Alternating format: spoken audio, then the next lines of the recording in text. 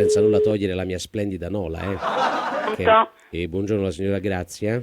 Sì, buongiorno. Salve signora Grazia, dottor Francuzzi della ASL Vomero. Della? ASL. Mi dica. Volevamo sapere, signora, lei ha avuto già comunicazione per il vaccino? Si è già iscritta alla piattaforma? Allora, io mi ero iscritta con mio marito che infatti è un lo trovo qui.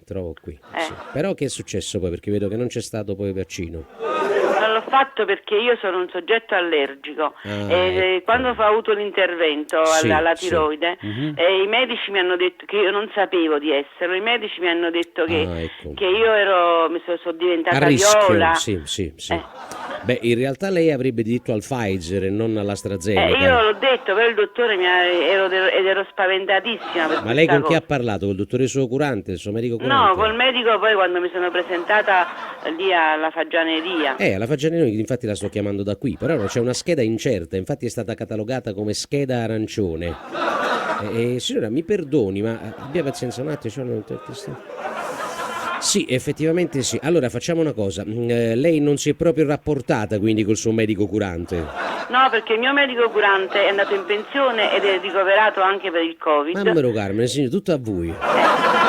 E quindi di conseguenza poveretta, la nuova dottoressa prima ha detto che li voleva fare, poi non li vuole fare. Quindi io poi sono andata a dire questa cosa che io non l'avevo fatto. E che hanno detto? E lei mi ha detto, la ragazza che sta fuori, perché con lei non riesco a comunicare, mi ha detto nemmeno, che forse in pensione, una ragazza non comunicata, mammero Carmine, signore, ma qua ci sono disservizi assurdi, dobbiamo segnalarli subito. E qua che aspettiamo? Qui c'è gente che insomma sta male. Comunque lei mi ha detto che forse la dottoressa avrebbe dato si sarebbe messa pure lei a farli, però per il momento no. Forse pigliai 20 anni, come si dice a Napoli. Vabbè, signora Caruso, fatemi una cortesia, io mi limito a darvi questi codici, segnate questi codici, a breve faccio una segnalazione dove vi chiameranno proprio per la neoconvocazione, dove prenderanno in analisi il vostro caso. Sono codici semplici perché, come lei sa, chiamiamo spesso persone anziane, persone che non sentono bene, allora deve segnare questi codici al momento della comunicazione per creare congruenza tra i codici che le ho fornito e l'ufficialità del vaccino eventuale. Lei fornirà questi semplici codici, ok? Sì, un attimo solo che li segno. Prego signora, grazie.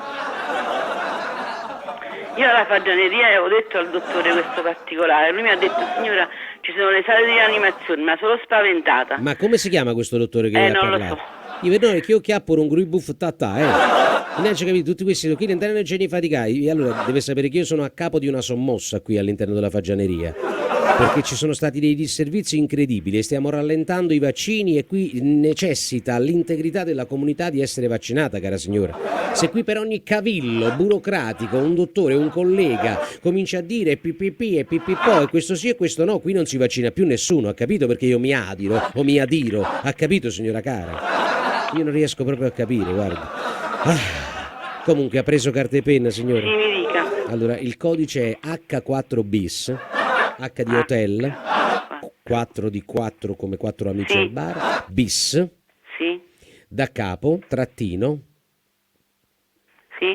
CE come comunità europea, CE, allora magnam, quindi praticamente mangiare come magnam con 2 M finale, latino, perfetto, e e poi colombiana.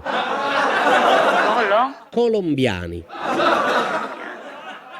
Codici semplici che se ci mettiamo a fare gli alfanumerici.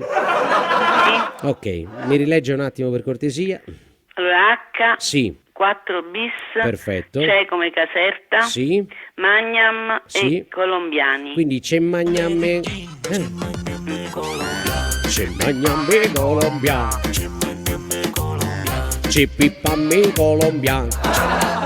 Ma lei mi sta prendendo in giro? Certo signora. C'è Magnam Colombiano.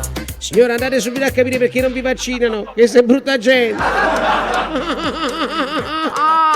C'è Magnam Colombiano.